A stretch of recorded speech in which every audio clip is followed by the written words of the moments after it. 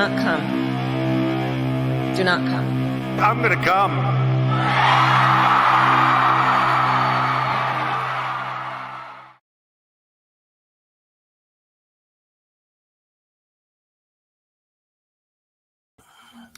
All right, everybody. Good evening. Welcome, dissidents one and all. This is the Do Dissidents podcast. Keaton Weiss here with Russell Dobular. Hello.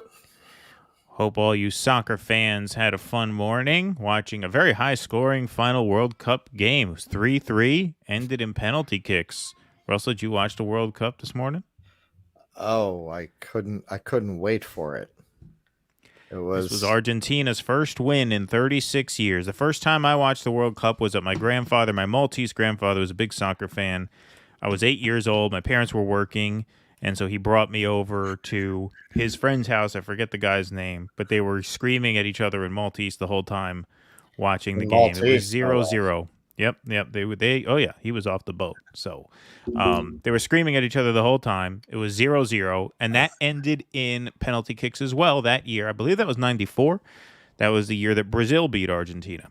But Argentina, they are champions once again, and that seems to be the right team to root for. Apparently, all the good people were rooting for Argentina against France. So I'm glad it worked out well for everybody. Yeah, you know, it was because I was in Manchester when I was 19. I was in Manchester for the World Cup. And being an American, I didn't realize what the World Cup was to the rest of the world, that it was this really important thing to people. But what I also discovered was that racism was not an American phenomenon. You know, I had really gotten that impression from, everything that we got from England was the best of England, the BBC, right? Masterpiece Theater. I'm in a bar in Manchester, and every time Cameroon gets up to shoot, I'm not going to repeat what the bar was chanting. Yeah. But you'd be hard-pressed to find a bar in the South that would have behaved the way they were behaving at this bar in Manchester every time Cameroon had the ball. So I realized, oh, you know what? It's not all Monty Python and I, Claudius over here. Yeah, right. Yeah, exactly. Apparently, it's more complicated than I had realized. Yeah. Well, like I said, so we each have our World Cup stories. When I lived in New York, I found the World Cup to be extremely annoying, just because as a tour guide, you have the bars emptying out at like 11 in the morning because where was the World Cup last time? 4 years ago. Well, it's 6 years ago, right? Didn't they cancel? It was supposed to be in 2020, but they had to cancel that because of the lockdowns. So then it must have been 2016 was the last one, I guess. Makes sense. Yeah, because I was living in the city for it.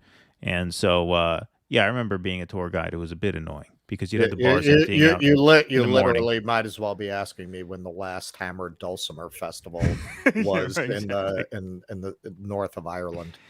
Yeah. See, our World Cup coverage, folks, is not the most exciting. But we do have a little bit of breaking news that we want to get to. I saw some people posting about this in the chat earlier. Of course, we are going to talk some more Twitter files and things like that. But I think we should start by just breaking a bit of news here.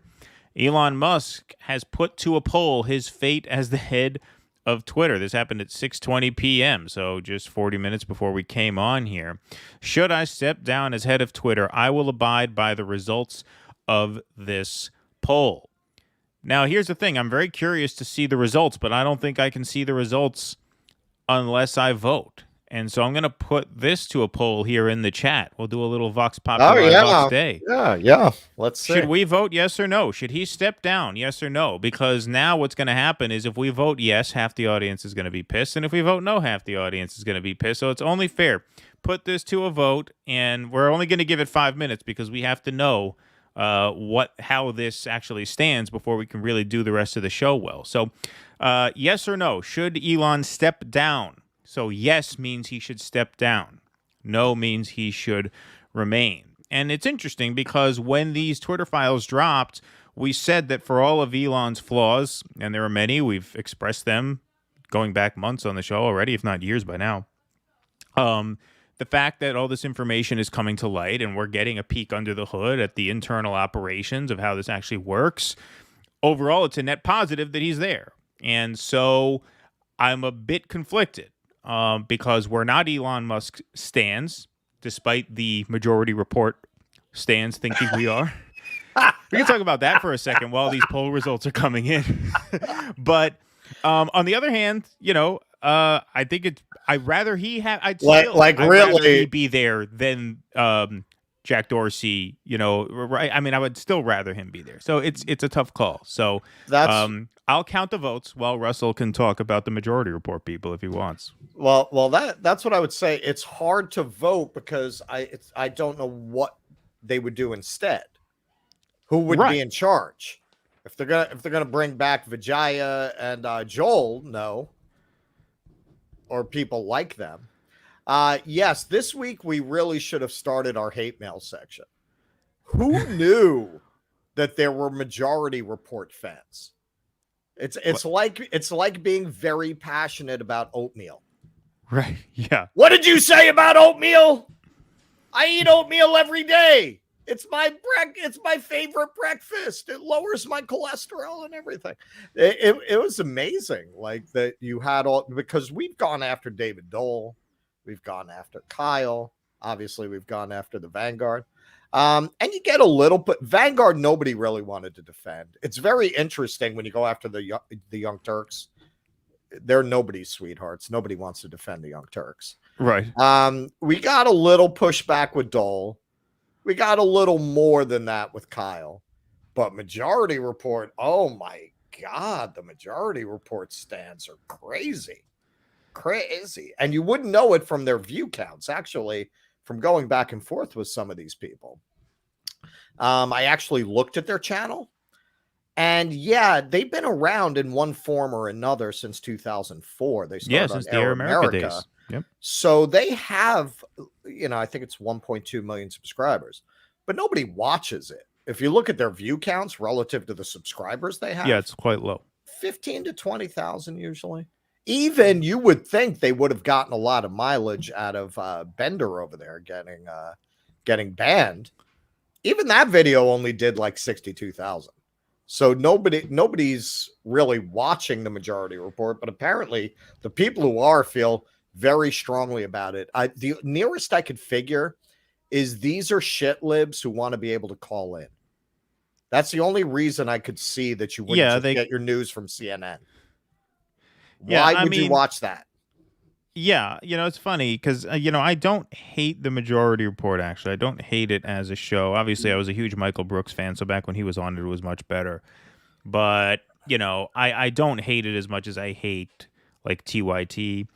Look, the thing about Cedar is he did come up in that 2004 time when, politics were just different back then. I mean, there was, as much as John Kerry was awful, back then you could really look at the incumbent Republican administration as just a psychotic, murderous cabal. Sure. Who were just on a rampage and needed to be stopped, and they weren't. And I think that's where Cedar's politics really come from. And so, in that sense, look, and it's funny because people in that chat were challenging us. Why don't you call in and debate Sam Cedar? I wanted to say, listen, whether he'd take our call or not, and there's a chance he might, because he, has an open challenge to any, libertarian who wants to call in, my guess would be Sam Cedar would not have agreed with what they were saying on that segment, which is that Matt Taibbi is an unskilled reporter. Like, I don't think Cedar would give us an argument there. Well, Cedar is not a dumb guy. He's actually a smart guy. And I was pretty much wrapped up with them, with our fans over there. When you made that point, yeah, they kept bringing up Sam Cedar. He's not in that segment. Yeah, he's not in that segment. Yeah. So you can't really pin those opinions on Sam Cedar. Right, of course. All right, guys, we're going to give this 30 more seconds. I'm going to give this till 11 minutes and 20 seconds on our live recorder here, which I can see.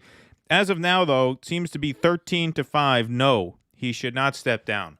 So unless the yay votes make a big comeback here in the next 30 seconds, we are going to have to vote no, he should not step down. Nicole Vance, she just registered her vote, so now we're at 14 no, 5 yes. I think our decision desk is getting ready to make a projection here. What do you think, Russell? Well, have the suburbs been counted yet? Because we still have a lot of votes out in Calvert County there. Yeah, all right. Our decision desk has made a decision here. That's our decision music, our generic StreamYard music here. Turns out, due dissidents voters have spoken. Vox Populi, Vox Dei. We are going to vote no. He should not step down as head of Twitter. And let's see where the score is now. Oh boy, looks like he's losing 57.8 to 42.2. So Elon might be gone in 11 hours. Look at that. How do you like that? I mean, it's really not surprising because I think the platform still tilts towards the kind of people who would want him to step down. Yeah. You know, it's funny. I was thinking about this today, and this might be an interesting premise for an article. Elon's Twitter to Jack Dorsey's Twitter is kind of like the Trump administration to the Obama administration. Like, Elon is sort of mask off this sort of just very impulsive, sort of aggressive, sort of chaotic whirlwind of a guy who just, okay, yeah, if there's a Spaces thing that doesn't go my way, I'm going to rage quit and then I'm going to ban the feature for everybody. Like, that's something that Trump would do. Whereas the Obama White House was just, you know, professionally managed dog shit. And that's what the Jack Dorsey thing was. Like the Yoel Roths and the Vijaya Gades, those people could work for Obama. You could say they're the same type as the Jay Carney, Absolutely. Right? It's from that same crop of people. Well, and there's a lot of back and forth between Democratic administrations and the tech world. Well, yeah, absolutely. Yeah, what? Jay Carney, he's over at Amazon. Amazon, you got the guys, I forget their names now. David Plouffe did lobbying for Uber and Lyft. Yeah, exactly. There's big crossover there. And to the point now, and I don't want to step on our segments because we're going to be covering this, but like to the point where like people are saying, these rules seem arbitrary and random. It's like, yeah. That's what they've been arbitrary and random for a long time. It's like when Trump, can you believe he's putting children in cages? Yeah. You know who built those cages? Barack Obama. Same kind of thing. Like all the liberals are now, whoa, hair on fire because it's unmasked now. Now there's a madman at the helm. That was a Sasha and Malia school project. They helped build those cages. Yeah, right, exactly. That was what they did with their summer vacation. Exactly. All right. Well, thank you, Arpoon. I'm still jacking your birthday, man. Russell's still jacking my birthday. It was my birthday on what was it, Thursday. But thank you, Arpoon. Appreciate that. That's very kind of you. Yes, I have. Now people are going to have to start giving money to me, to you for my birthday. Yeah, right. Exactly. Exactly. All right. So there we are. We have voted. We've done our civic duty, and we voted in that poll, and we will monitor that as results come in, I suppose. But for now, let's start the actual program. So on Friday, Matt Taibbi dropped a sort of addendum of sorts to the most recent Twitter Files drop, in which he labeled Twitter a subsidiary of the FBI. And we're not going to read through all these. The reason we didn't go live with all these is because this was just sort of further confirmation of the previous drop. But there were a couple of exhibits that we do want to show on the screen, because one of the significant revelations of that drop was that it really established extremely tight-knit communication between Twitter and law enforcement agencies like the FBI and the DHS, most notably that this latest batch really confirmed that not only was there communication, but that there was actual policing of terms of service done by the FBI. So it's not that, look, most people, like when you post on Facebook, you shouldn't be shocked if you post something insane that borders on illegal, like a threat of violence or something, that the Facebook moderators could turn that over to local or perhaps even federal law enforcement agencies, right? They go to the FBI, say, here, one of our users on our platform broke the law. We want you to take a look at this. Okay, we all kind of accept that that happens. That's not what we're talking about here. What we're talking about here is the FBI helping Twitter sniff out people who violate Twitter's terms of service. So it's not that the FBI was enforcing the law. The FBI was helping Twitter enforce its own policies, putting, in my opinion, the last final nail, and I've said this over and over again, but this is the real final nail in the private company defense, right? If the FBI is helping you enforce the rules, you can't hide behind that anymore. So I'm going to put up two exhibits that were shown in that latest drop here. The font is a little small, but you can see here, hi, Twitter contacts. FBI San Francisco is notifying you of the below account activities which may potentially constitute violation of Twitter's terms of service for any action or inaction deemed appropriate within Twitter policy. Private Sector Engagement Squad, FBI San Francisco. Your friends at the Private Sector Engagement Squad. Here's one more. You can see in the subject line here. Report by the FBI on possible violative content. Hi, get support. Please see these tweets reported by the FBI as possible violations of our policies. I mean, that is, like I said, the significant takeaway from Friday's drop. We weren't going to read through all 47 tweets, but that's something new. I mean, if they're so now the FBI is enforcing Twitter's policies, not the law. Well, you're leaving out really the most important part. The special agent in charge coordinating with Twitter in San Francisco had probably the best name ever to be placed on an FBI badge. Oh yeah, you like that name. What was it? Elvis Chang. Elvis Chang. Yeah. That is some six-finger samurai shit, man. Russell texted me that night. He said, we should go live just so we get to say the name Elvis Chang. I was seriously considering it. Because if we really read through that, we would have gotten to say Elvis Chang over and over and over again. Yeah, so he was their guy. He was like their friendly neighborhood FBI speech suppress coordinator. Hey guys, I Elvis Chang here. Hey, are we gonna meet this week? You know, it was crazy that they had this kind of a relationship with the FBI, but you could also see that they got off on it because they're institutionalists. This is something we were talking about a little bit earlier offline. Because I caught Tucker Carlson did a segment about the JFK files that just dropped. And he did a segment that normally in the past it would have come from the left, talking about how a psychiatrist who actually worked for the CIA saw Jack Ruby 2 days before he was assassinated and declared him insane, something that nobody who knew Ruby would have said about him. And how when he died, his obituary in the Times didn't even mention he worked for the CIA. What was this CIA person doing there? And he quoted an anonymous contact he had in the CIA who has access to all of the JFK files that they still haven't released. Who this is quoted, this is the conservatives, right? This is still, I can't wrap my head around the conservatives are the ones making these kinds of arguments today. He said, he quoted his sources saying, it's all fake. The whole country, it's fake. Yeah, yes, the CIA had a hand in this. It's all make-believe. That's a classic left kind of thing to advocate. That's a classic left point of view. And the people who want to be in bed with the FBI. Oh, yes, agent, sir, whatever you say, sir. Those are supposed to be the fucking conservatives.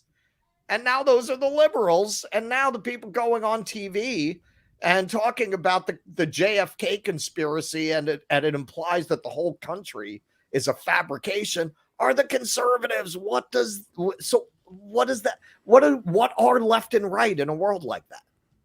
No, of course.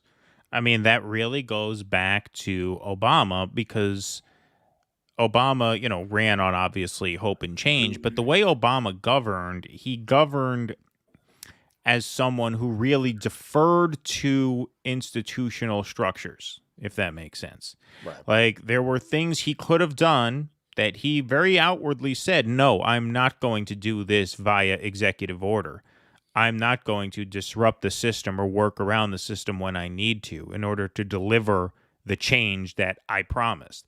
No, I'm the executive. That's my job. That is my place within this system. You guys are in the legislative branch. It is your job to find a way to get a bill to my desk. You do it. And I'm not going to blink first, because ultimately all he cared about was upholding his place as the executive within this established constitutional, unimpeachable constitutional system. That's why people called that the West Wing of presidencies, right? Because it was ultimate deference to the system, to the institutions, to the structures.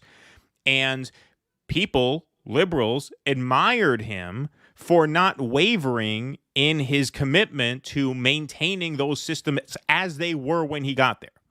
And that didn't change when Trump came in. If anything, that became even worse, because now these systems are under threat. Now these institutions are under threat. So they just doubled down on their sort of, I would say, almost even fetishizing of, oh no, this is the way it has to be.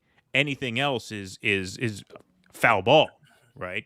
And then they went into saying, oh, it's interference, it's misinformation. You're right. The rhetoric just got even more crazy from there. Well, and it's very strange that they see these institutions as theirs, because they generally lose elections with some exceptions. So why they see the structures of government as theirs? I mean, I suppose it's because the intelligence services lined up against Trump.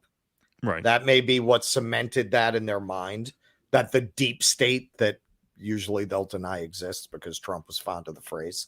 But if there is no deep state, what is your loyalty to in this system? Because Republicans win most elections most of the time.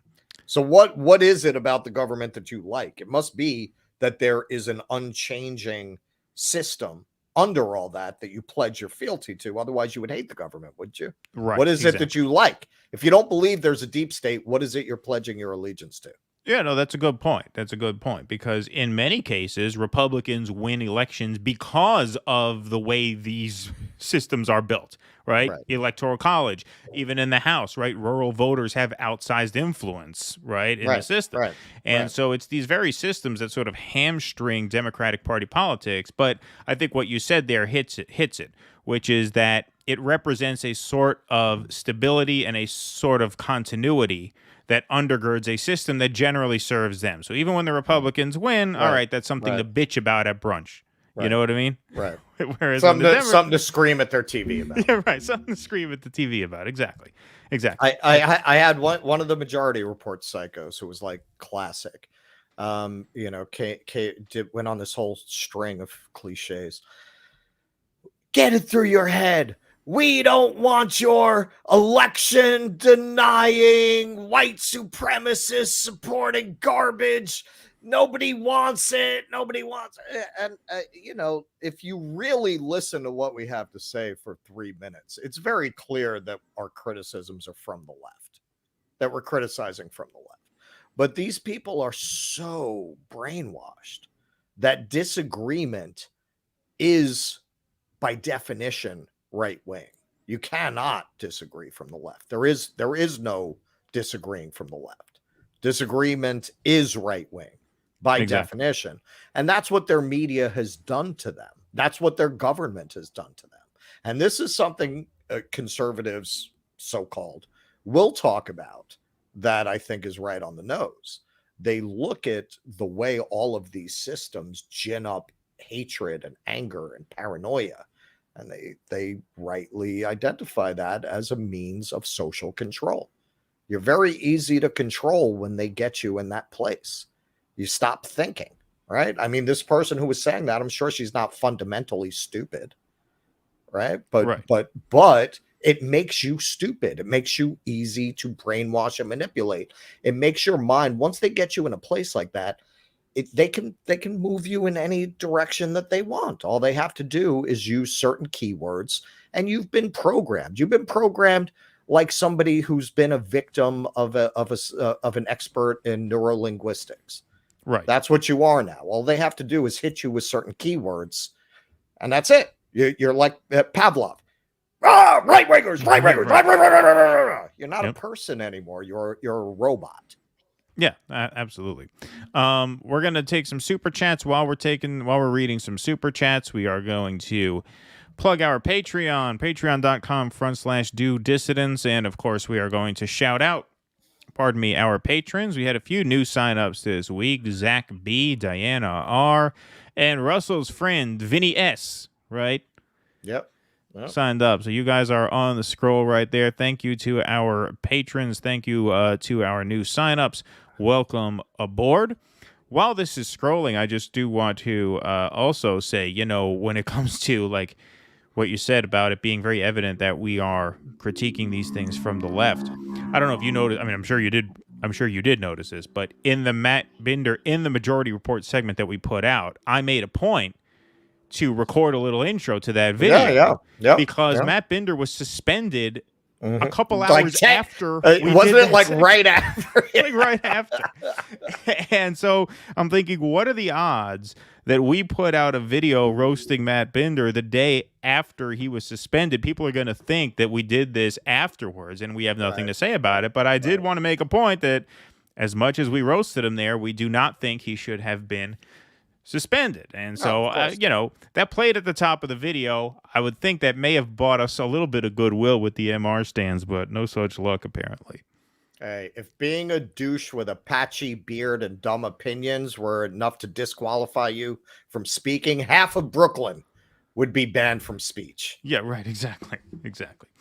All right. So we have some more Twitter-related content here. Not all the show is related to this, obviously. We have a little pop culture segment. And then our final segment, by request of this audience, we are going to cover the coup in Peru, which itself is very persuasive evidence. Not to be confused with the rumble in the jungle. Right, exactly.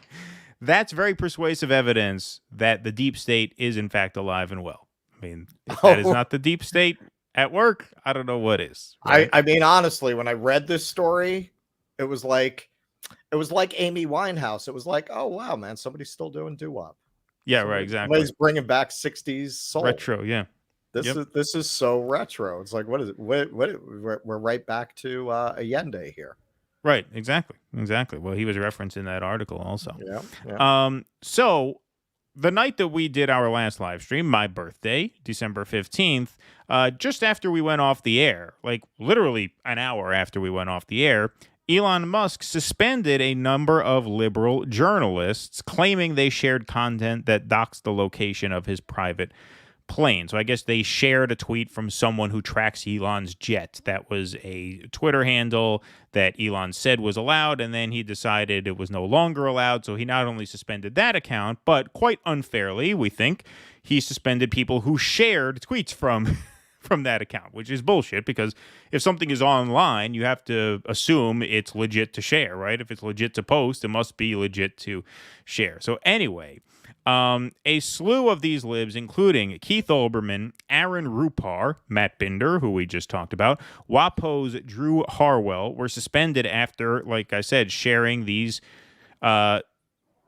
of location coordinates of his jet. Elon then conducted a poll, just like he did just now, asking, should I reinstate their handles after 1 day? Well, he put now. He didn't put 1 day, but it was a 24-hour poll, so that meant the next day. Should I reinstate their handles now or in 7 days? So it was never intended to be a permanent ban. It was only intended to be at most a day and a half, and at least a day and a half, and at most 1 week.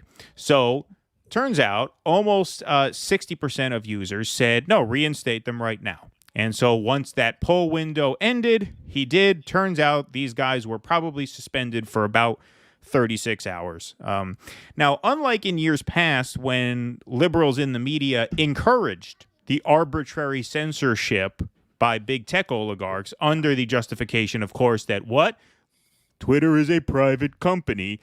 The mainstream press was all over this story. Less than 24 hours after this handful of lib journalists were suspended for, like I said, as it turns out, a day and a half, this was all over the media. The media was all over this. Let's hear Erin Burnett on CNN interviewing Ro Khanna about this. Twitter account tracking the jet. This is one account. And I actually want to start here a little bit bigger than that one account, but I do want to ask you about that. But first, just the bigger picture. Are you concerned about what this means for what Twitter under Elon Musk will look like? That he's now realizing he has the power. He's the god of Twitter. He can decide every account here and there and who gets to speak and who doesn't. Yes, I am concerned. I mean, he gets to make the rules, and it doesn't seem consistent. I mean, look, I've been defending the idea of free speech and that we shouldn't have censored the New York Post, but you can't then censor someone who's tracking private flights. So I hope they'll reconsider it. But the bigger issue is there has to be some independent body. There can't be just Elon Musk making the decisions of which account to suspend and which account to have on. Right. I mean, that's the thing. They've come out with, all of these revelations, they say, about who was deciding what at Twitter. And maybe there were some mistakes, imperfections, right? But at least there was a system you could kind of go through and look at it in retrospect. No. The mistakes were the system. And the only disagreements within that system, when she's talking about, what Taibbi put out and what Weiss put out, were how do we get away with censoring shit that we shouldn't censor? Those were the only disagreements.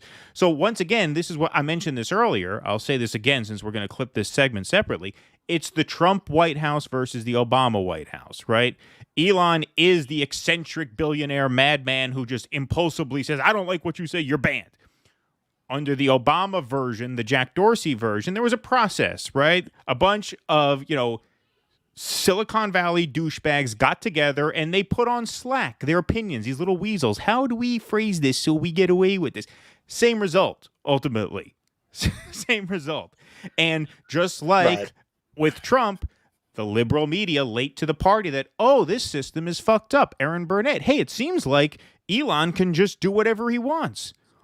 But I'm sorry, what planet were you on up until 6 weeks ago, 8 weeks ago? Well, what this planet isn't... was I on? Yeah, that was always the case. And that's always what people on the quote-unquote far left and far right were saying. We're complaining. Hey, these rules are arbitrary.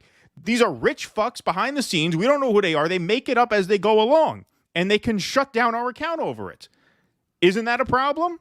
Well, 8 weeks ago or whatever, 12 weeks ago, No, it's a private company. That's fine. They could do what they want. You don't have a constitutional right to a Twitter account.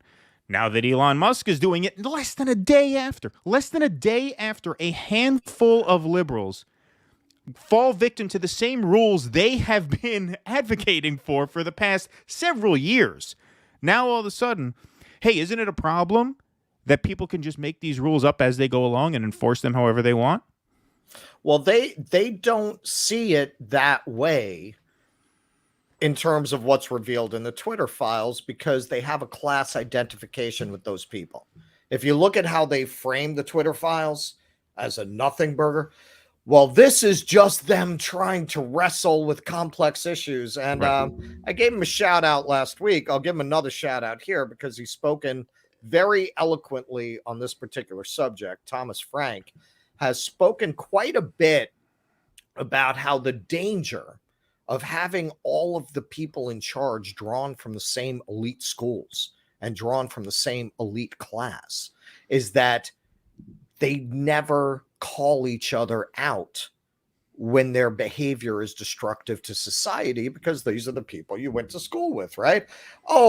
He actually says in one of his videos, they didn't mean to destroy the global economy. Those are my friends from MIT. They didn't mean to do it. It was just, they got out over their skis, right? That's how they're reading the Twitter files. These are the people that they smoked their first joint with on their dorm, and they mean well. They get a pass. Elon Musk does not get a pass. And to be clear, we do feel that what he's doing is hypocritical. Of course it is. Even though the victims are extremely unsympathetic.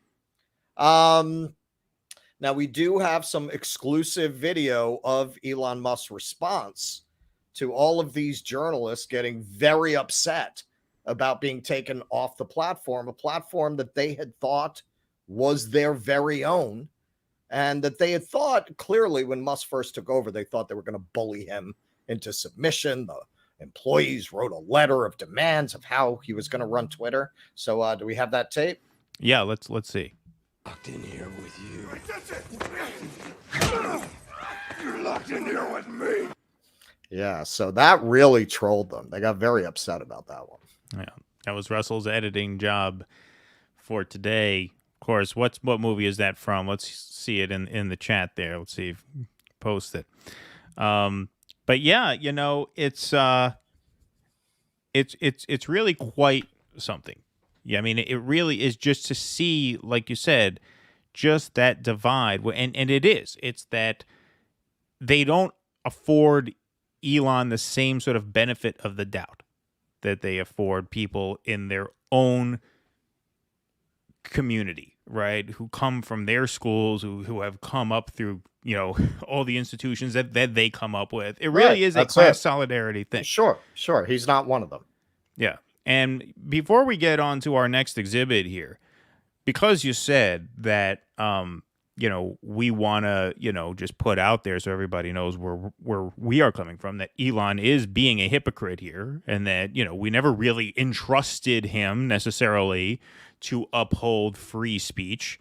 You know, I would just say, you know, I recorded the intro to that video saying, hey, we don't, you know, we're not fans of Matt Binder. We think he's 100% wrong about what he's saying here, but we don't think he should have been suspended.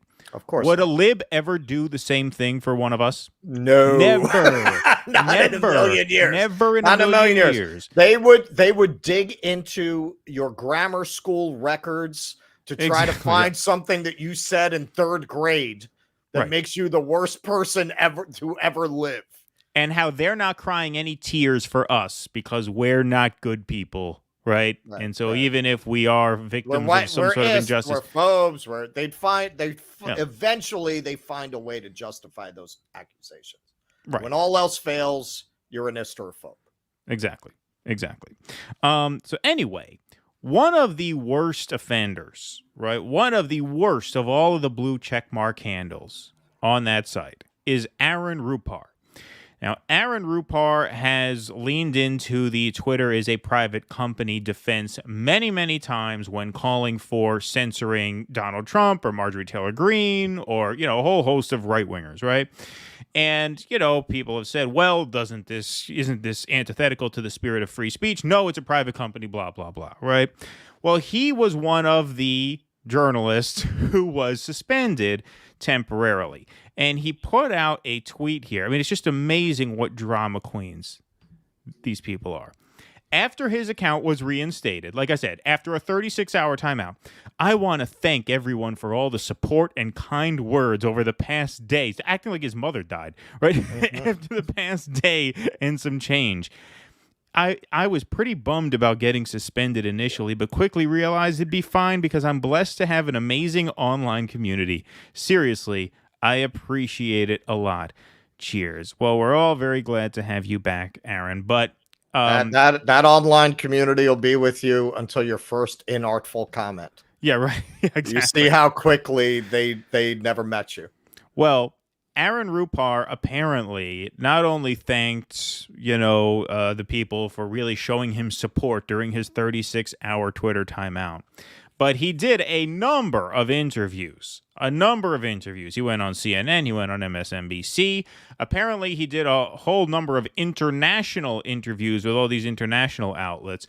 Here's an interview that he gave to some TV station. I don't even know what TV station this is, to be honest. I never saw this show before.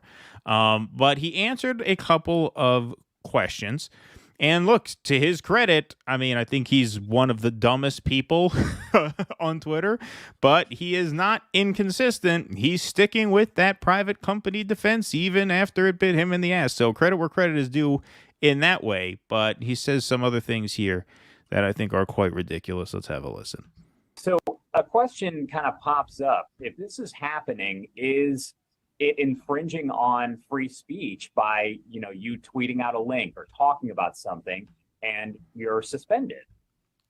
Well, it's not infringing on free speech, and it's actually quite interesting. I have been overwhelmed with how much interest in the story there's been both here in the U.S. and abroad. And yesterday, I did a number of interviews with international media outlets who wanted to talk about this, and some of them wanted to frame this story around free speech and, kind of ask questions about like, isn't this an infringement on your free speech? And I had to explain that in the US, free speech is basically the government not interfering with speech. So if the Biden administration told Twitter, hey, we don't want any content that's critical of the president, you need to delete these posts, that would be an infringement on Twitter's free speech. But a private company deciding what to platform, what to publish, or not publish, but what to host on their platform and what not to is their prerogative. So this is Elon's prerogative to... Okay, let me just pause it right here. It's Elon's prerogative. This is not a violation of free speech. Free speech is only violated when the government intervenes to violate someone's right of free speech. Once again, talk about the lines of left and right being blurred. What kind of a left argument is that? What kind of a left argument is it that only the government can oppress you? Only the government can take away your freedoms. Corporations can take away freedoms. Landlords can take away freedoms. Credit card companies, banks can take away freedoms, right? What kind of left-wing person? Not that this guy is a self-described leftist. Why do we have unions? Right, exactly. They started unions because perfect example, yes. There are oppressive elements and issues that come up in labor that were not covered in the law originally. And even if you believe this, and look, from a legal point of view, there's an argument to be made that yes, that's the letter of the law, but the technology has outstripped the law, as happens sometimes, as happened in the Industrial Revolution. And you need to change the law if need be. Or like, I could see making that argument, but to argue, well, this is how it is. Okay, so don't you see that as a very serious problem then? Isn't it a problem? Right, it wasn't a problem when you liked the way that it was being run, but now it's a problem. Right. That's the problem. Like, look, you're almost there, man. You're almost there. Go just a little bit further. Hey, maybe a douche like Elon Musk should not be in a position to control speech this way. Right, exactly. Maybe laws change when there becomes an imperative to reform laws. Well, I have a pre-existing condition and they're a private company, so they don't have to give me health care. I mean, that's fine. What are we going to do? That's the way it is. That's their prerogative. We've been sacrificing families to Ra for centuries. What's this, Obamacare? You want to make them? Why should we make private insurance companies cover people with pre-existing ailments? Why should we make that? They're a private company, right? Right. It wasn't like that before. Yeah. They're a private company. They don't have to give me a plan if they don't want to. That's their prerogative, right? Why should 8-year-olds not work in mines? Right? They're small. They got those little hands. They can private company. If they want to hire a child to go work the coal mines, hey, come on. Sure. Who are we to interfere in that? It's legal, right? It's legal. Why have a reform movement to change it? Right. Exactly. And there also are legal arguments, and this gets a little more complicated, so I won't get too into the weeds of this. But there is one legal argument that says, okay, if Twitter doesn't like what I say and they kick me off, that's not violating my free speech rights because it is a private company doing that to me. But there is another question. Does the First Amendment protect Twitter's right to dictate speech on its platform if its consumer product that it is peddling is speech, is expression, right? Speech and expression is the product, right? So it is not a foregone conclusion that a plaintiff would lose that case. If they say, hey, you can't just arbitrarily throw me off for, misinfo if I can prove that what I'm saying is not misinfo, right? Like, that's not a case that Twitter would win hands down, right? I'm not saying they'd lose it hands down, but there's an argument. This is how laws are created and enforced, through precedent, right? You have to have these arguments. One of the reasons why we can't have these arguments is because these social media companies are protected under Section 230. So any editorial discretion that they employ doesn't really count, can't really be challenged in that way that I just mentioned, because there is a special carve-out that they take advantage of that they shouldn't take advantage of. But the reason why editors can be sued is for precisely that reason, because the government is not the only entity that can violate a person's freedom of speech. Right. Private companies can, in fact, do that. They can, in fact, do that. And so this guy, well, it's his prerogative. I mean, woe is me. Woe is me. It's too bad. Well, and they expressly have the protections of Section 230 on the condition, it is supposed to be conditional on them not acting with editorial discretion. So if they are behaving in that way, well, they should be as open to lawsuits as the New York Times or anybody else. Right. You can't have it both ways. And right now they do have it both ways. And it's interesting. None of these people ever get into that angle. Right. No, exactly. No, never. Well, if this guy, look, he goes on. Here we go. Do this, but I think the thing that is more glaring here is the hypocrisy that's at play, because Elon just weeks ago said that his commitment to free speech, as he understands it, extended all the way to this Elon Jet account. And he made kind of he publicly declared that he was fine with this account being on Twitter, and then he walked that back. And so that was what prompted my tweet in the first place that got me suspended. Was not that I'm interested in any way really in the Elon Jet stuff, was just that Facebook, determined that this page was appropriate and using public information, so there was no problem. Whereas Twitter, which Elon is trying to, purportedly turn into this bastion of free speech and robust debate, determined that for whatever reason that was not acceptable on their platform. So I want to be clear that, I don't view myself as being a victim of any sort of infringement of my speech rights. No, I'm not a victim. I don't view myself as a victim. That's why I've done an international press tour about my 36-hour suspension, because I don't see myself as a victim. Though I wouldn't want to give anybody the idea that I see myself as a victim. It's just that, I think that this platform could be run in a more effective way than it's being run right now. Mm-hmm. Like the way it was being run before. I am altering the deed. I would never. I don't alter it any further. The way it was being run when people I didn't like were getting banned and I was not. Right. That's how it should be run. That's of course. What I'm saying. Of course.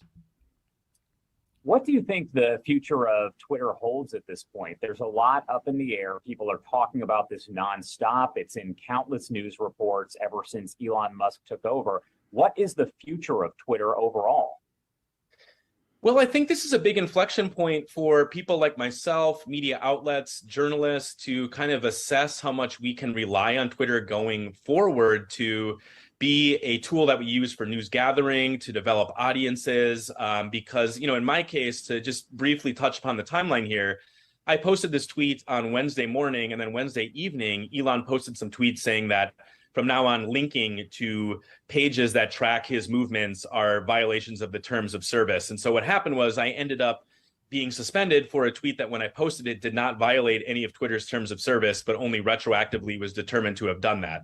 And so if he has that power to basically retroactively determine that something you post is unacceptable and can get you suspended, then obviously he can do that, in basically any instance and ban people for no reason whatsoever, or, a reason that they can concoct after the fact. Right. You mean like when they retroactively got rid of the public interest protection for Donald Trump and retroactively gave him 4 out of 5 guideline strikes, meaning he was 1 away from being banned. That was in Taibbi's volume of the leaks, right? They say, oh, okay, well, now that January 6th happened, we're not going to afford Donald Trump the public interest loophole, which they afforded to world leaders, because even if world leaders violate the rules, it's in the public interest to know what they're saying, so we will give them a pass. After January 6th, they say, well, let's get rid of that, and let's retroactively apply strikes to Donald Trump's handle. We found 4 strikes, 1 more, and he's out.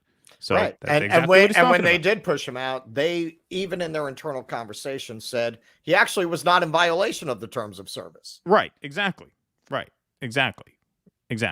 And so, yeah, they make this up as they go along. If we had an honest media, that would have been front page news, because they've spent years really pumping out the assumption that he was taken off Twitter because he had said things advocating violence that were in clear violation of their terms of service. And it's really amazing when you go through the Twitter files that you can see they're trying their damnedest to construe his tweets as violations of their terms of service, and are forced to concede that they actually are not. Right. Like Absolutely. even I didn't expect that. I assumed that he had violated their terms of service. Yeah, no, Because right, he's exactly. fucking Donald Trump. How could he not have? Right. He seems like a walking, talking terms of service Terms of violation, right? Right. So I was very surprised when I read that he actually wasn't in violation, and they took him off anyway. Well, here's a revelation that Aaron Rupar came to just about a half hour before we went on the air. I pulled this graphic as soon as I could. Again, this is after years and years of being told this by people, and him saying, no, stop whining, you transphobe, you bigot, you this, you that. No. He finally tweets this out just a few minutes ago. The rules are so vague you can get banned for anything, which is probably the point. Yes, that is that has been the point for several years. That's why people have gotten banned before without knowing why. And they've said, this is fucked up. And your answer was, well, too bad, them's the breaks, private company, fuck you. Because they knew it would never happen to them. This is the cowardice of these people. They know that they will never say anything interesting enough or challenging enough of establishment narratives to be censored. So the censors will never come for them because all we do is parrot what the establishment tells us to say. So, of course, they're not going to censor us, right? Until you get a renegade guy like Elon Musk in there who himself, doesn't absorb establishment narratives, and all of a sudden the shoe is on the other foot. And that's really what these people can't handle. So once again, we're not defending Elon here. He was wrong to suspend Matt Binder. He was wrong to suspend this guy. He was wrong to suspend Keith Olbermann. We can't stand Olbermann. He was wrong to do it. But you know what? They're wrong. They've been wrong on this issue for so long. And so, a pox on both their houses. Well, that's the thing. And I can see people are talking about it in the chat. It is very difficult not to have schadenfreude. Oh, yeah, of course. And look, if I keel over with some kind of an epileptic fit after I say this, call an ambulance. I think you have my address. Taylor Swift. Taylor Swift. Her too. Yeah. Taylor, I'm no fan of hers either. Taylor Lorenz should not have been banned. Yeah. God, Yep. that was painful. I feel a little palpitations. It was tough. That was very painful to say. Yes, Taylor Lorenz, horrible candidate for a kidnapping by Maoist guerrillas to an re-education camp, if there ever was one. Taylor Lorenz should not have been banned.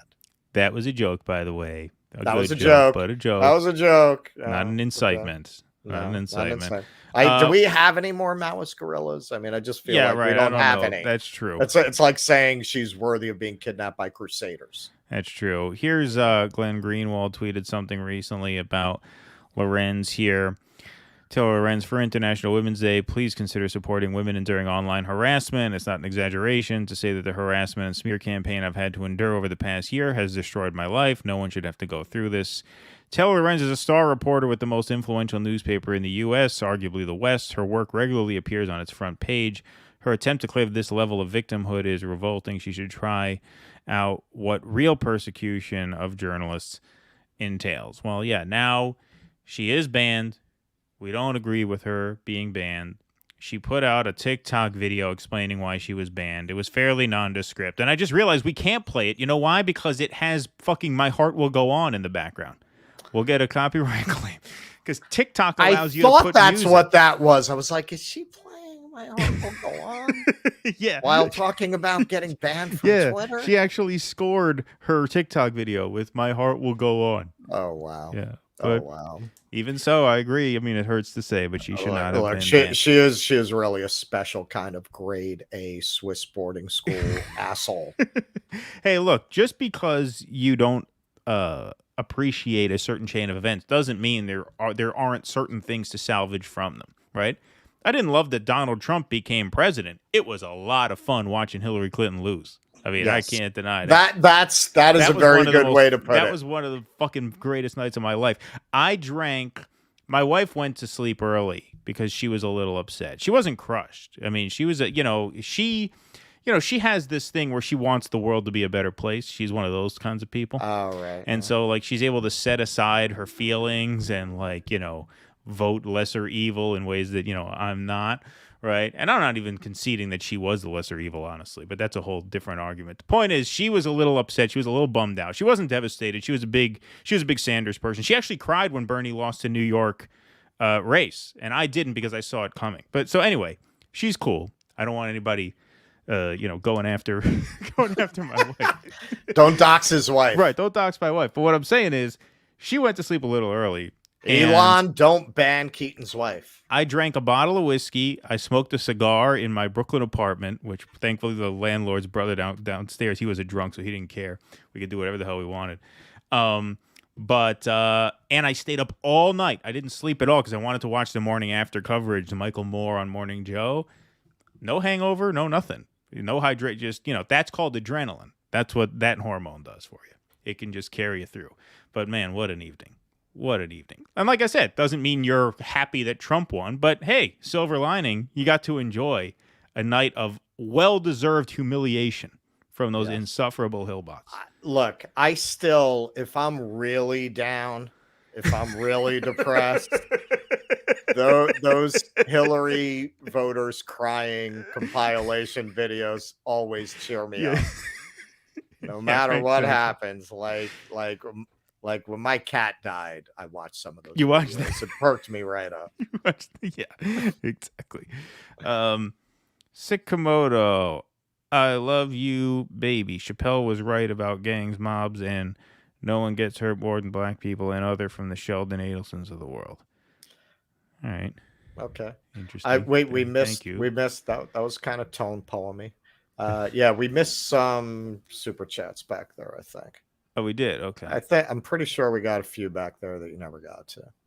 Oh, did I never get to them? No, you know why? Because I said I was going to get to them. You know what? I'll go back while you find those. I'll address somebody was calling me out. Rat Brown says I need to be educated because the way I'm using left and right and this kind of thing.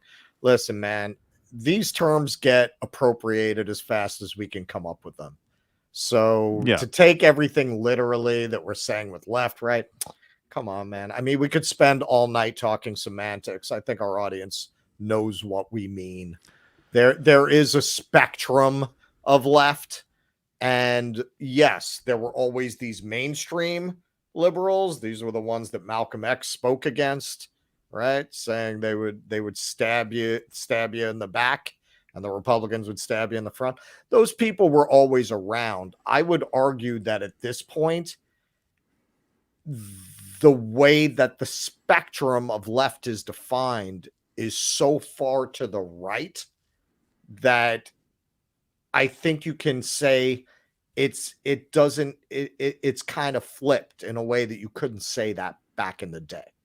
Like I think it's a worthwhile observation. That doesn't mean that we consider Hillary Clinton left. Right, exactly. But somebody like that would have been literally a right-wing Republican around the time Nixon was president. She's to the right of Richard Nixon, who was considered an arch conservative in his day. So that's worth examining and commenting on. It doesn't mean that we consider these people left, but we could spend all night trying to find a term to talk about them. Right, exactly. And you know what? I am going to do that. I am going to release, it's an audio podcast, but I'll put it up on the YouTube channel anyway. The Leftist versus Liberal podcast that I did myself a few years ago. So it won't be totally current. Not all the references will be totally current, but I think it'll be relevant enough just so we can clear that up so we don't have to get into these semantics over and over again. Because, yes, we do understand the difference between leftists and liberals, and moderate conservatives and far right. Yeah, absolutely. Harpoon, Demolition Man was hilariously prescient. Did you ever see that one, Russell? I did. It was unusual. Okay, that was something that Hollywood would never make now. It was really satirizing what a society taken over by LA style cultural leftists would be. So, no more meat and that kind of thing. Like kind of a leftism of manners, fall utopia of the future. The left would never make fun of itself that way today. Like that would never come out of Hollywood now. Nicole Vance, $2, one for each of you. Thank you, Nicole. That's Appreciate two- that. And I think two we got one bucks, from Chuck. Cool Blue, right? Did we just get one from Cool Blue? Yeah, we did. We did, yeah. I played so many times that CNN projection of 2016 in Wisconsin, and Jake Tapper saying it marked the end of Hillary Clinton's campaign. Yes, I remember that exactly as well. Yeah. Oh, you know what I love watching? You know what I love watching? The segment that Rachel Maddow did about all the red states that were going to go blue. Oh yeah, that was a good I one. love too. that one. I love that one. That was a good one as well. All right, speaking of blue, let's talk a little Avatar, shall we? Yes. All right. Now, we were hesitant to do this segment because this is feeding the trolls a little bit. Like, this story has not taken off in mainstream circles yet, but James Cameron was trending on Twitter last night. That would be Friday the 17th. And I looked at why. And, of course, you know, he has his new movie, Avatar, The Way of Water. The sequel is in theaters now. And, of course, you know, Avatar is itself a sort of very straightforward allegory for the conquest of the Western world, or of the New World by the Western world, I should say. Right. This was, like I just said there, really a metaphor for the European conquest of the native people. And James Cameron actually admitted this himself. This is from a Business Insider article. Avatar is a science fiction retelling of the history of North and South America in the early colonial period. He said in his legal declaration after he faced lawsuits alleging he stole the idea for Avatar from existing films and TV shows. I didn't even know that. Avatar is very pointedly made reference to the colonial period in the Americas, with all its conflict and bloodshed between the military aggressors from Europe and the indigenous peoples. Europe equals Earth, the native peoples are the Na'vi. It's not meant to be subtle, Cameron said, and certainly was not subtle. That's part of why it was a good movie, because it was just this very straightforward, simple, epic battle of good versus evil, where the lines were very, very simple. And, you know, that's what made it an epic movie that made all this money, because it's a simple narrative that was very well done and well told. And, you know, just as this movie opens, you saw Twitter handles Immortal Technique, the rapper, The Surfs, who were sort of a Majority Report adjacent podcast, put out James Cameron is a racist, right? I forget exactly what they said. I don't have that tweet, but I have this graphic. This was all over Twitter last night. This is a 12-year-old quote that recently surfaced that he was getting shit for all over Elon Musk's website last night. I felt like I was 130 years back in time watching what the Lakota Sioux might have been saying at a point when they were being pushed and they were being killed and they were being asked to displace and they were being given some form of compensation, he said. This was a driving force for me in the writing of Avatar. I couldn't help but think that if they had a time window and they could see the future and they could see their kids committing suicide at the highest suicide rates in the nation because they were hopeless and they were a dead-end society, which is what is happening now, they would have fought a lot harder.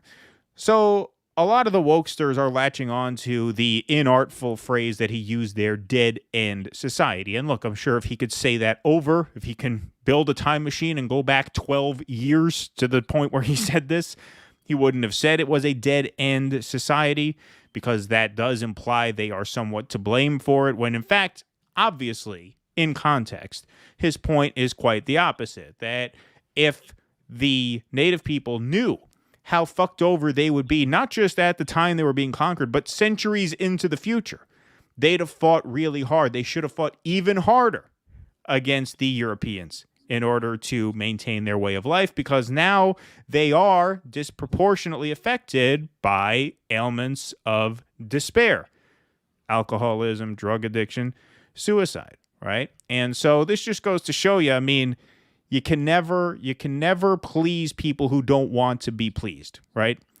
Allyship is not the point. The wokesters don't want allies. What they want is people they can tear down as soon as they step one foot out of line. He had a couple other things this week that he said that were obviously more current than this 12-year-old quote that all of a sudden surfaced online again.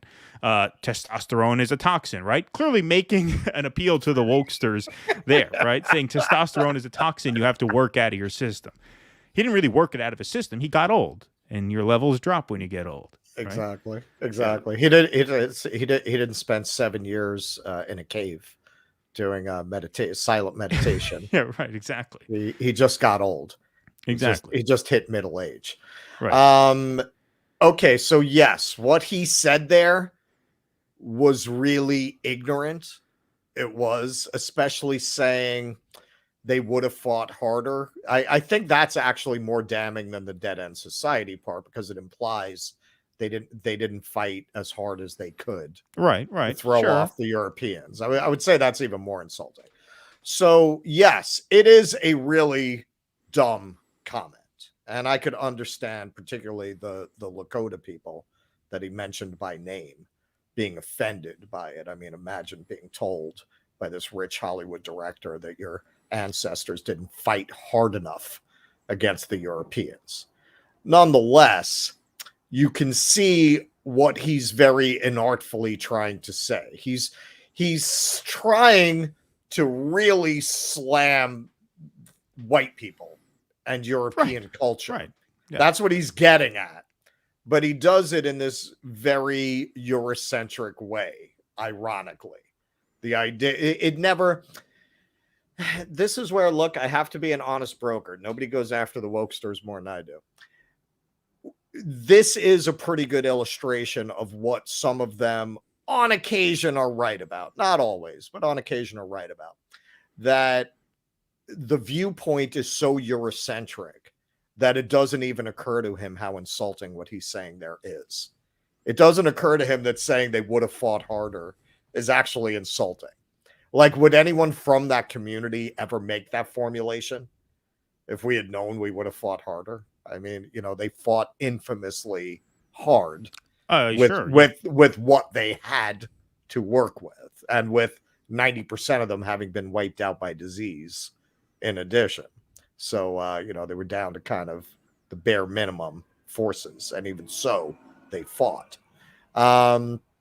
So yeah, man, it's a very ignorant thing to say coming from a point of view that's completely detached from the community that he is trying to support.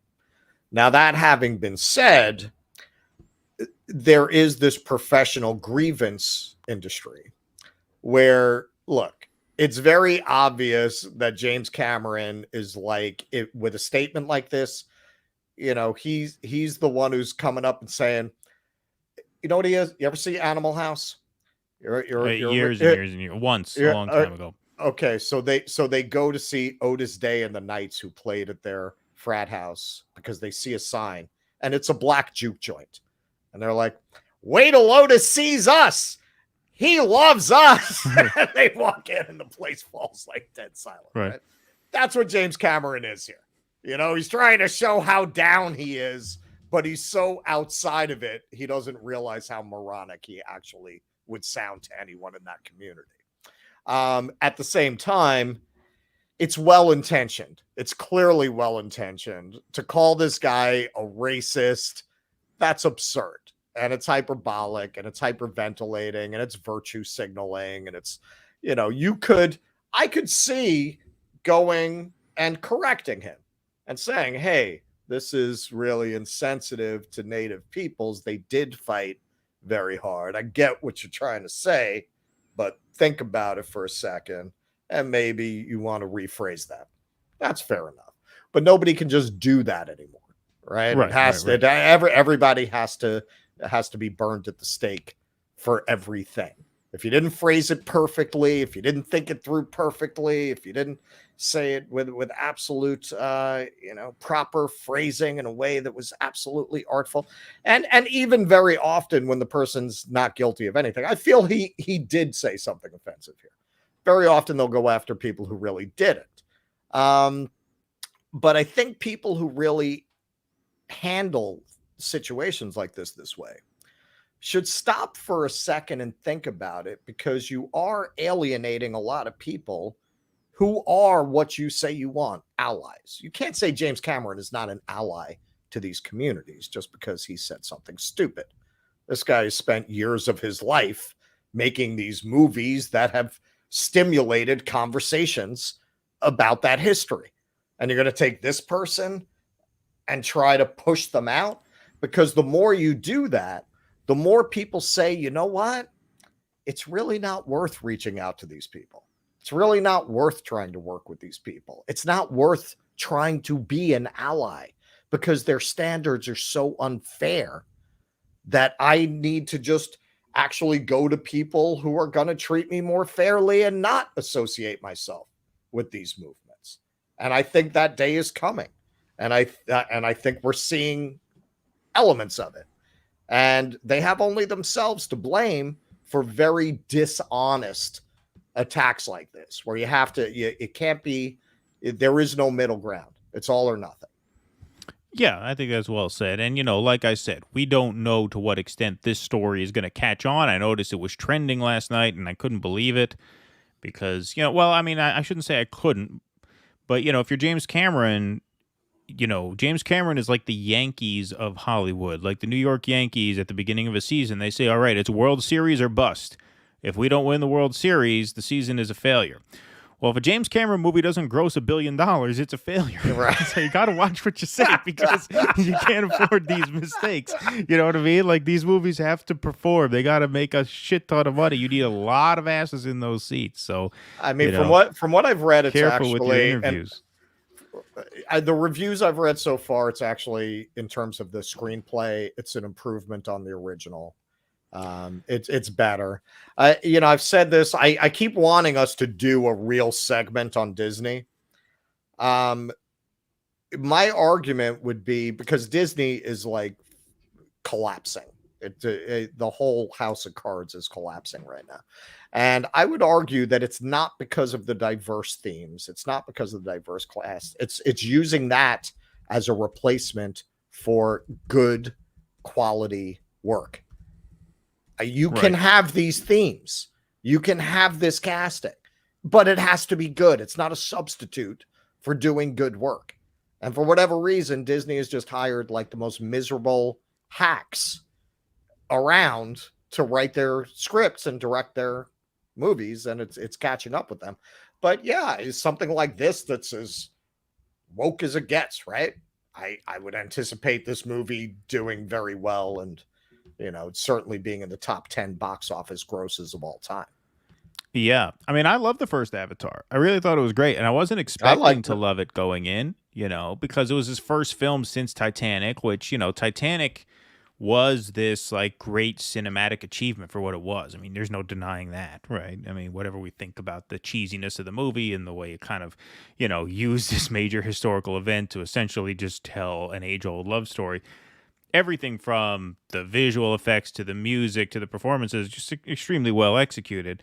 But that was the last thing we saw of his. And then 12 years later, Avatar, I didn't know what to think. Is this just going to be another big, well-done cheese ball like Titanic, or is it actually going to be good? And I was really invested in it. I mean, that's what he does. He's able to get you really invested in the characters. High stakes, right? Lovable heroes, detestable villains, head-to-head. Right? That's what Avatar was. Very, very simple, very straightforward. And so I'm sure this one is the same thing. All right. Should we get to our final segment of the evening? We should. All right. This is by request here. People asked us to cover this story, and we felt that those requests were very valid. We feel we should have covered this sooner, but there is a coup going on in Peru against leftist President Pedro Castillo. He was ousted by Congress after trying to disband them for egregiously obstructing what he wanted to do when he became the leader of the country, and he claims that the Constitution of his country gives him the power to do so. There is an Article 134 that allows the president to disband Congress if, like I said, they are acting in bad faith to obstruct what it is he wants to do. Imagine if we had that here. We should have that here. I don't understand why we don't have that here. In Peru, if they don't like the Congress, they get rid of them. We should have that here. I should run in Peru. That'd be funny. Maybe Trump should go that's run. not. That's not. Yeah, as we can see, it's not a very stable form of government. Yeah, no, they've had 7 presidents in the last 6 years. Maybe they need to, make Peru great again. Who knows? Well, that's because we should mention, and this is what's going on. The Congress also has the right to remove the president. Yes. However, the Congress is notoriously corrupt, and there was actually a corruption case where they got caught on tape bribing Congress members, bribing other Congress members to remove a president.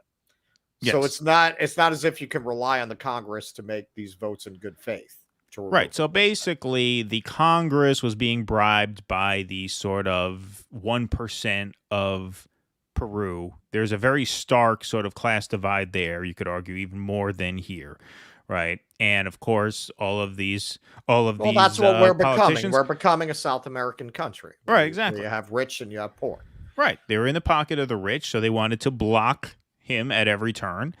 And he decided he would disband them and called for new votes to elect a new Congress, right? So it wasn't like he was just going to rule by fiat from here on out, right? They were going to have new votes.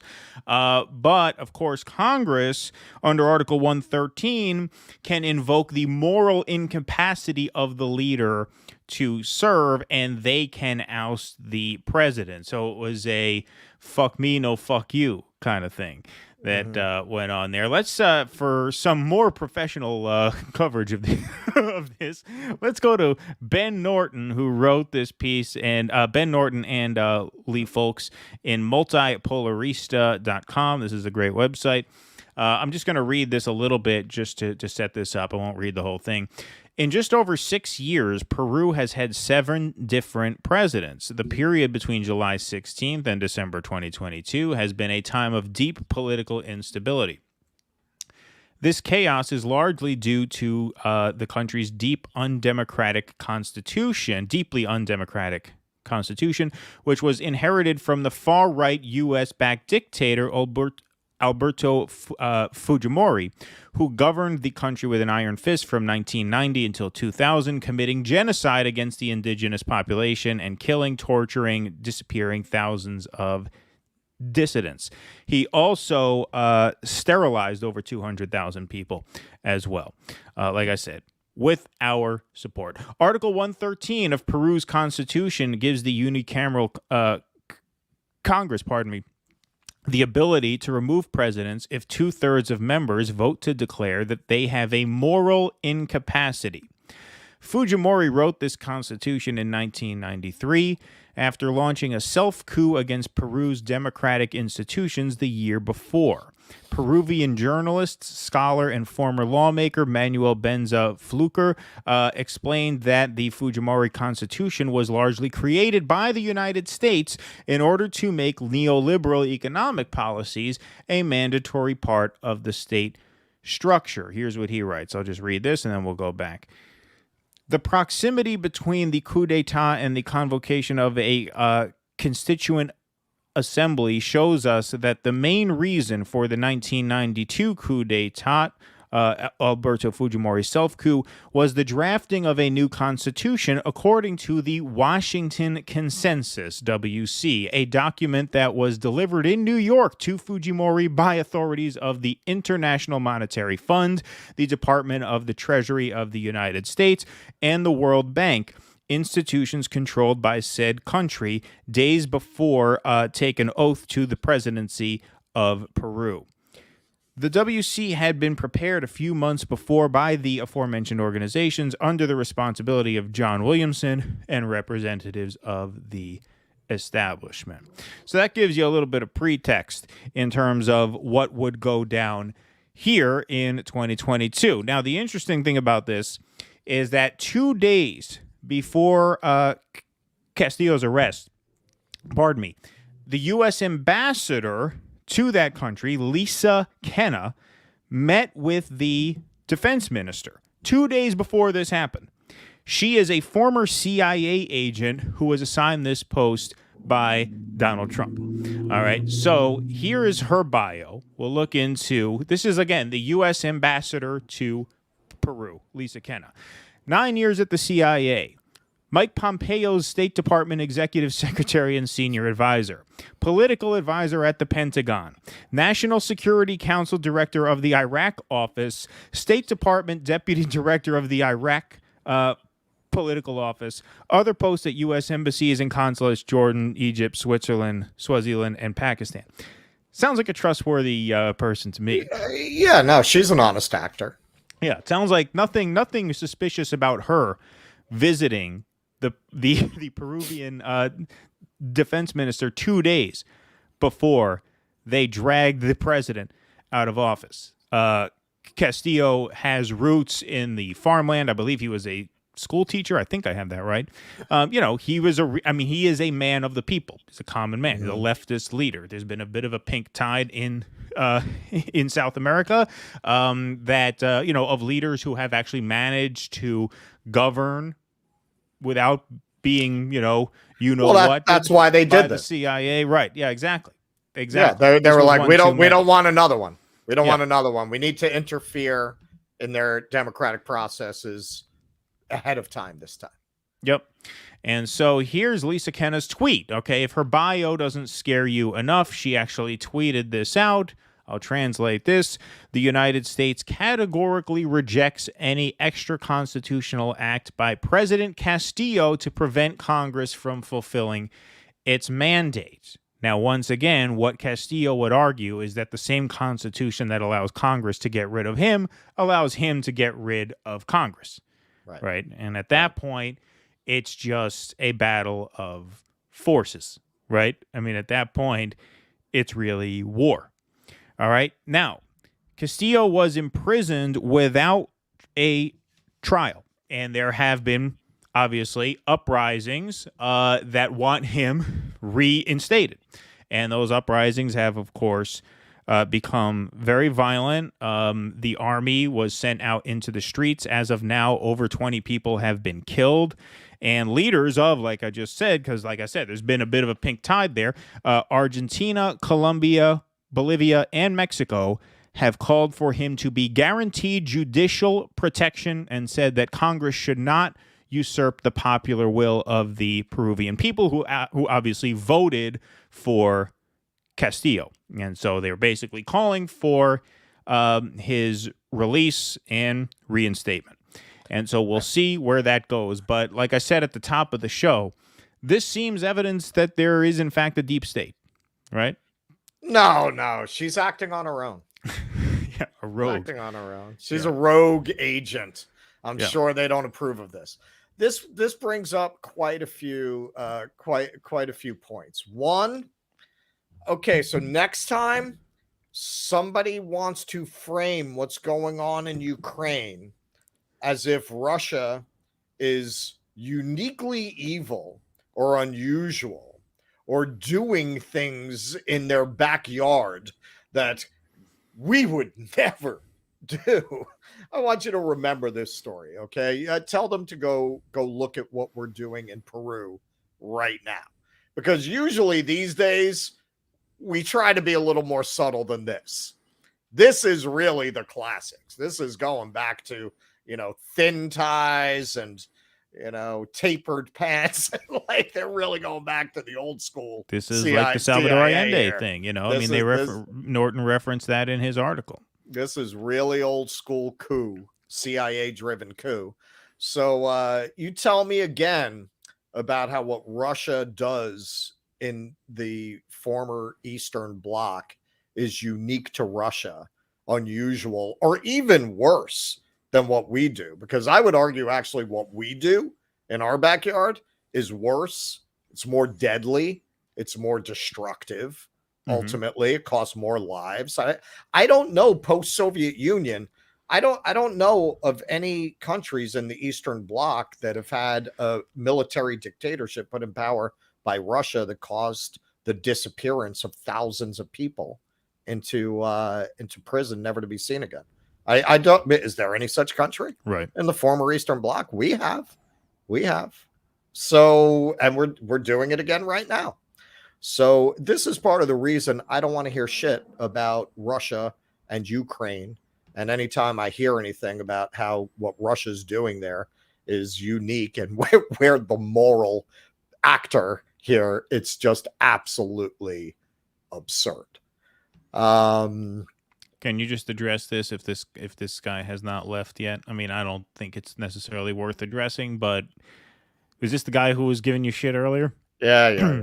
Yeah. All right. Well, you can't please everybody. I mean, I think Russell answered you already, so sorry. Yeah, no, Kamala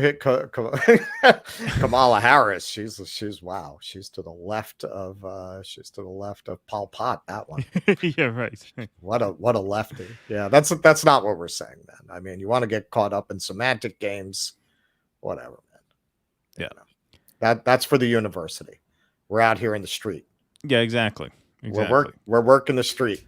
Working the street. Speaking of working, it's hard out here for a pimp. Yeah, exactly. Speaking of working the street, patreon.com/Dude Dissidents. You can help support the show. Tip jar is out. We're going to wrap the show fairly soon. I think we said pretty much what we have to say about the situation in Peru, but we will stay on top of it. It's obviously an ongoing situation, but, there was a lot of encouragement. We were, people who follow this, and there are people who follow this a lot more closely than we do. Obviously, Ben Norton is one of them. There were signs of encouragement that, like, leftists in Argentina were allowed to take power, and they were not fucking you know what. They didn't get a you know what in the you know where from you know who, right? Yeah. It was like, wow, okay, they didn't get whacked. Yeah, right. Interesting. But like you said, look, I mean, you want to draw a parallel between the Russia-Ukraine thing, whatever, the pink tide is encroaching. It's getting closer to us, right? The more, right, the more countries fall. Right. Look, in this case, it looks like they're trying to replace him. And look what we did. Look, we talk in horror. Oh my God, Russia has tried to interfere in Ukraine's elections. What kind of a brain dead moron do you have to be to absorb that narrative and not say, but wait a second. Haven't we been doing that for decades in the nations that border us? Like, isn't that a stock in trade? Like, how do you absorb that and go, oh, those Russians and their interference in their bordering nations? How fucking stupid do you have to be to absorb and regurgitate that narrative? Yeah. Well, look, I mean, not to join the chorus of ultra wokesters who are piling on James Cameron, but this seems, when the liberals talk like this, when they kind of shrug off our various offenses in South America, Central America, the Middle East, it seems kind of, racist to me. It seems a little racist because the people who we are victimizing are brown people. Yeah, they don't care about that. And in Ukraine, the people being victimized are white people. Some I would describe as very white people, right? And so that has a little something to do with it, I might think. I mean, I don't think it's conscious. I'll give you a theory on this if you want to go, because it's not just them. It's really interesting because you have people of color who are all about talking about justice. They don't talk about these issues as a rule. As a rule, they don't take any interest in what's happening in Yemen. They don't take any interest in the fact that there is still a very active slave trade in the Middle East. They don't talk about those things. They don't bring it up. You're talking about slavery that happened 150 years ago. We got slavery now. This is my theory. When I used to drive a horse and carriage, I used to, once in a while, you would have people come yell at you about animal rights. I never had anybody who was not very wealthy do that. Somebody who was not a person of privilege start yelling at me. And what I always responded was, how much do you pay your maid? And I never had one come back and tell me I don't have one. I never had one say that. And I thought about that. Why are these people in particular so into animal rights? Because that doesn't cost them anything. To actually get involved in investing in human beings, that's a lot more demanding. It's a lot easier to be nice to the kitties and the horsies. It's a lot harder to deal with sweatshops, de facto slave labor that you may yourself actually be employing. Those things are a lot harder to look around the world at the way people are being treated. That's much more difficult. It doesn't cost you anything to tweet about injustices that occurred 150 years ago. Doesn't cost you anything to tweet about microaggressions. To start talking about current real world injustices, that demands more substantive action on your part. That requires sometimes challenging power. As we can see here, that could involve countering establishment narratives, and that might not make you very popular with your fellow shitlibs. Right, exactly. That's why. Right. Yeah, no, I think that is very, very well put. We had a chat message here that I just changed something and I lost it, but don't worry, I'm going to find it. Wow, you guys are really active in the chat tonight, making it hard to keep up with, but thank you very much. It's very cool of you guys. Good crowd in here this evening, especially considering that there's no beef this evening, right? We're not covering We're not serving Majority up no Report beef. attacks this Yeah, guy, we're no not Cenk on Uygur that. versus, no. A little bit more of a highbrow show, or at least our attempt at one. As highbrow as we could swing it, right? Yeah. Where is this? This is as highbrow as we get. Yeah, this is as smart as we get. We do not get any smarter than this. No, Here we go. Taya Smith. Thank you, Taya. Hey, guys, your PayPal link isn't linking to the profile, but you became a patron anyway. Yes, you did. Thank you so much. I just saw that come across the email, and I added you to the scroll, so watch for your name at the end. But yeah, you know, it's funny. I just realized that yesterday that for some reason the PayPal link is broken, so I will look into that. But thank you so much for signing. All right, can I respond to something? We've been debanked. We must. Did they debank us? I don't know. That would be. Let me just take this one thing right before I go to yours. This is Nick, who, by the way, Nick INGVOLDSTAD wrote our theme song, and his Bandcamp link is in the description of this video, so check out his stuff. Good to hear from you, Nick. One more note about the Elon plane tweeters thing. I think what's missing about the discussion is his obligations as a parent. People attacked the car while his son was inside. Keaton is a dad. Yeah, you know, I did. I mean, I'm glad you brought that up because we were gonna play a Michael Steele clip, but we decided to scratch it because it was a little redundant because it had a lot of exposition in it. But he did bring up that the plane coordinates are public information. I do think that is a bit of a chicken shit thing to say. Like, look, I mean, I'm a renter, so I'm not actually in the white pages now because I just rent this place. But like, you know, my parents are in the white pages. I've been in the white pages before. Technically, my address and phone number at that point will be public information. That does not mean I want my worst enemies online to be blasting out my address and phone number for all my haters to see. You know what I mean? So I get what you're saying. That's a good point. Now, look, if he wanted to say, hey, okay, this site giving out the coordinates of my jet, that's off limits, I want to ban that, you know, I think that is understandable. However, if you're going to ban that, then just ban that. To then say anybody who retweets this is also suspended, that's chicken shit because, like I said, if people saw it up there, they assumed, okay, what's good to look at is good to share, right? That's only logical, right? So if you're going to leave that up, and I'm not saying he did leave it up, but in the interim, right, between when he thought to ban it and when he actually got rid of that account, there were people who were sharing it around, and they were being fucking assholes, sure. But like I said, we can't be hypocrites here. Like, being an asshole is not a violation of guidelines, right? Exactly. Shouldn't get you banned. Shouldn't get you censored. If we're going right? to take the stand that we've taken on this, you can't do that. So if you're going to knock off the plane coordinate thing, all right, fine. But in the interim, if it's up there, you can't penalize people for sharing it because they have every right to assume it's okay to share if it's okay to see if it's still up there. Not only that, we never got into this, but we talked about this offline. If you're going to have a term of service that identifying people's real-time location is doxing, I mean, what about paparazzi?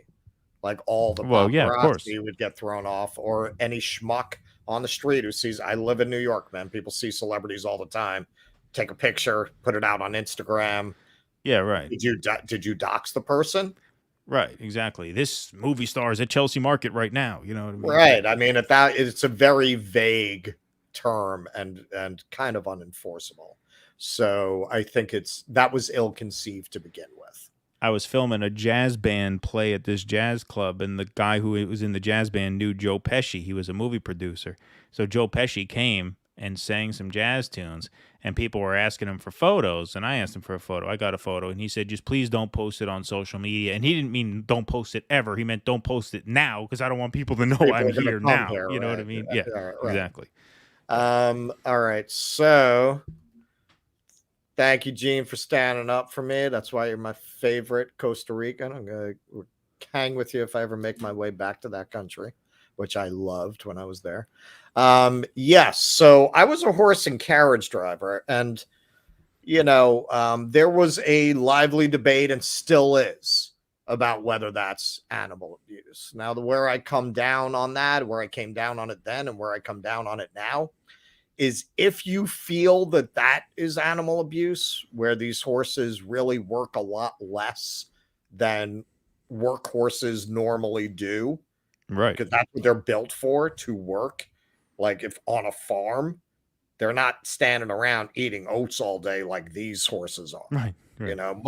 They work like 2 hours maybe, and they're mostly sitting around stuffing their faces. Yeah. So if you feel that's animal abuse, then you feel that animal labor is abuse by definition, which, okay. So before you bother the people driving horse and carriages around Central Park, you need to go down to the Amish, and you need to tell them they need to adopt tractors. Yep. Okay. Before you go, because those horses are working. Those horses they're pulling plows 12 hours a day, back and forth in the field. And my father-in-law got a horse from the Amish country because he was a reject. The Amish said, this horse is lazy. We don't want him. So they gave away. My father-in-law had him in his barn for a while. Beautiful horse, huge, strong horse. But he was a lazy bastard. Yeah, didn't want to because work. those are work horses. Those are Percherons. Yeah. Belgians. These are horses that are bred to work. Yeah. So he's a quiet quitter, that horse. Yeah. So if you feel that is animal abuse, okay. But one, I think only rich people ever did this, because you have to be a certain kind of person because that's a working class job. That's not like a high status gig. To start yelling at a guy who's working, trying to make a living, you have to be a certain kind of person. You have to be a kind of person who's never really had to work for a living like that. Yeah, and the other thing. So I think that's part of why you had a class thing. I think also because these people are out of touch with real people and real human suffering, and they don't want that ick on them. They don't want you. They don't want you on them. They want to be nice to the little horsies. They don't want to get into the discomfort of contemplating their own class position, which inevitably they would have to if they really started getting into problems that humans have. They don't want to deal with those. They don't want to contemplate those issues. So yes, I am against animal abuse. I don't consider that animal abuse. Some people might. If you do, like I said, there's a town down in Pennsylvania, Lancaster, where the Amish live. You can go talk to them. Yeah. Or I mean, there are farms up here to work the horses too. Sure. It's not just the Amish. Yeah. Sure. There you go. Absolutely. I mean, yeah. I mean, look, there are certain things that, like, I understand, because if it's in your face and it rubs you the wrong way, people have a reaction to that. But, you also have to think, like what Russell was saying. Like, yeah, they have it a lot easier than a lot of the workhorses at a lot of the farms. And, not only is it not frowned upon, it's the norm to have a workhorse on a farm now, right? Same thing with meat and, like, hunting for food, like people who hunt deer. Like, I'm an animal lover. I love deer. There are a lot of deer up here in my neck of the woods. I could never point a gun at a deer and shoot it. Like, it's just not something I could do. Not my thing. And, it rubs me the wrong way to see people who enjoy hunting deer, right? Like, it rubs me the wrong way. Like, I think that's kind of fucked up. On the other hand, what kind of hypocrite am I for eating a hamburger? The cow that died for that burger was tortured from birth to death and shot up with steroids and hormones, all this shit. The hunter who goes out and shoots the deer and eats it, that deer was roaming free, living its life, and then one instant it wasn't anymore. It didn't feel any pain. It wasn't tortured to death. It wasn't, you know what I mean? It wasn't bred for meat and lived in a cage. In a way, what they're doing is more moral than what I'm doing, eating the hamburger, I feel like in principle, if you're willing to eat it, you should be willing to kill it. If you're not raised doing that, yeah, that's a hard jump. Yeah, It would be hard for me to do it. Honestly, I would like to do it because I feel like I should. I eat meat. I feel like that is very hypocritical to not look, man, I bought a live lobster and I boiled it because I felt like, hey, man, you eat it. You eat it. What? It's okay that the guy in the back in the kitchen does it, but it's not okay that you do it. Right. But it was hard. It was hard for me to do. Right. But well, I don't think lobsters feel pain. Is that true? Yeah. I think they have a certain nervous system where they don't actually feel like, oh my God, this is awful, I'm burning to death. I don't think they actually register that they're being harmed. Well, but you know what they do, because it's any animal's instinct. They try to get away. Well, yeah. Like when you take that lobster home, it tries to get away from you. You know, it doesn't want to hang with you. It doesn't want to be your pet. It wants to go. Like any animal, it's just an instinct, right? Yeah, surprising because you think it would feel safe with a Jew like you. You're like, well, he can't eat me. Yeah, he can't eat me. He's kosher. What's he gonna do? They sense that I'm a renegade. Yeah, right, exactly. They sense that I'm on the outs with my people. Oh, do they scream when boiled? All right, maybe I had it wrong. Maybe. No, they don't. They don't. It's the sound of the air escaping from their shell. That's what yeah. But it sounds like a scream.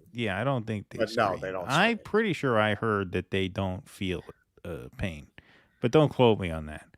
Again, I'm more an expert on Peruvian politics than I am on the central nervous system of a lobster. Yeah. All right, should we get out of here? What do you think? Yeah, I think Gene is right because I'm pretty sure lobsters feel pain. I've heard some people will put them in the freezer before they boil them, so it numbs all of their sensory organs. Some say to put the actually just put a knife in their brain before you do it. Oh, so all right, they're interesting. actually dead. So, yeah, you wouldn't have all that if they didn't feel pain. My dad once brought home a lobster from the supermarket. We don't eat lobster, but he tried to keep it as a pet. He tried to save it, but it didn't work because you can't get the salt water right. It needs salt water to live, and he tried to, it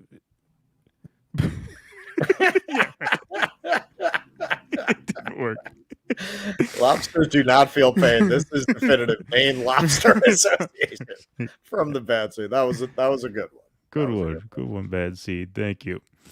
All right, very well then. So I guess that's everything for us tonight, right? Yep, that's our show. All right. Well, thank you, Taya. See, Taya, you got your name up in lights there at the end. I added you to the scroll in real time. Once again, you can go to patreon.com/do dissidents to help support the show. You can also sign up at substack.com, patreon.com/do dissidents. I'm going to put that in the chat right now. Extra Bullet asks, when are we going to end the show with a song? Yo, Extra Bullet, we were on Extra Bullet's show a few weeks ago. I still can't get that intro song out of my head. The one by that North Mississippi band, very Lou Reed sounding tune. That was a good tune, man. That's a good song. And that's very good house music, too. Here, let me see if I can find that. I'm not gonna be able to find that link now because it's in the wrong. Yeah, tab. we should get some outro music though. We got one more super chat in there. One more super chat in the house. Oh, you grew up in Newburgh. Oh, that's where I am right now. I'm in New Windsor, one town south, but I grew up in Newburgh. Orange County, New York is the one place where shooting deer is common. Yes, that's true. That's actually true. Yes, especially in Newburgh. But yes, a lot of deer hunters up here and a fair amount of people hunters as well. Well, that's good to know, Chris. What part of Newburgh did you grow up in? You don't have to give me a super chat. You don't have to answer that with money. You can just answer that. But, yeah. Oh my God. Oh my God. Look at Rap. He's turning on us. Oh. Yeah, those right wingers who cover the CIA coup in Peru sympathetically to the left wing president. That's true. Yes, we are. So listen, I got to say, because this brings up, because we saw so much of it on the Majority Report. There are so many just bitter psychos who comment on videos and different things. And also a lot of them are really on the spectrum. Like a lot, there was one guy who was really a lot of these people. Like if you not in this case, but if you read what they say in comic book guy voice, it always sounds right. There was one guy. What Hadron of Theseus? Something like that. I This forget. guy's handle is, and it was very. He kept asking everyone, "What is your level of education? Clearly, you do not understand the mathematical probabilities of the skew. Your argument is laughable. Ha ha." Just like, where do these fucking morons come from, man? It's amazing. That was a very self-satisfied bunch, too, the Majority Report fans. Wow. Really. Wow. Really. I mean, that was really... Wow. You know, it's funny. What you say is so true because we don't run into, like, you know, when you do the TYT stuff, you don't run into that. You don't get the loyalists come out of the woodwork. Yeah, no, the Majority Report, hey, I mean, look, good for them. They've been around a while. They got an audience. God bless them. But like this schmuck. Like, how do you watch our show and come out and be like, right-wingers? Jesus Christ, we're talking about the CIA whacking left-wing leaders in South America. Yeah. Unreal, man. It's amazing. Who knows? Can't please everybody, but we hope we've pleased most of you guys in here tonight. We had a very good crowd, so thank you very much for that. A lively chat as always. Go to patreon.com. Oh, yeah, we got to plug this before we go. Rat Brown is going to love this. We're interviewing Tara Reid on Wednesday. On at 8 p.m. Eastern, right not here. Not the actress. I've had a lot of people think we meant the actress. actress. No, the actress is R-E-I-D. We're talking about Tara Reid, R-E-A-D-E. And we are going to be interviewing her on the 21st. That is this Wednesday at 8 p.m. Eastern. I will put the promo link up to that early this week, and we hope that you guys can make it for that. But in the meantime, follow us on Substack so you'll get the announcement. Tara on Sabby today? What's that? Oh, she was on Sabby Sabs earlier today? Okay, I'll have to watch that. Yeah, absolutely. So that's awesome. That's great. So yeah, we're looking forward to that. And we hope you can all tune in for that. Thank you guys very much. We will see you back here Wednesday. For those new to the show, please like this stream and subscribe to this channel. Live streams every Sunday night at 7 and every Thursday night around 4. Sometimes we do a little bit earlier, sometimes a little bit later since that's work hours. But around 4 on Thursdays, 7 p.m. on Sundays. And we'll be back, like I said, this Wednesday interviewing Tara Reid. Thanks very much, everybody. Be safe. Be well. See you next time. Please clap.